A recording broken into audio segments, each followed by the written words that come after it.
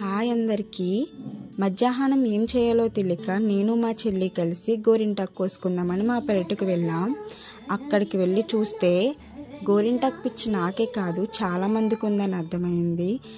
చెట్టు ఆల్మోస్ట్ ఆకులు కోసేశారు. వెళ్ళేసరికి ఇంకేం చేస్తాం, ఆకున్న ఆకులు కూడా కోసుకుందామని ట్రై చేస్తుంటే అవి చాలా పైకి ఉన్నాయి. నా హైట్కి అంత పైకి అందవు కాబట్టి కింద కోస్తుంటే మా చెల్లి చూడండి ఎలా వీడియో చేస్తుందో నన్ను.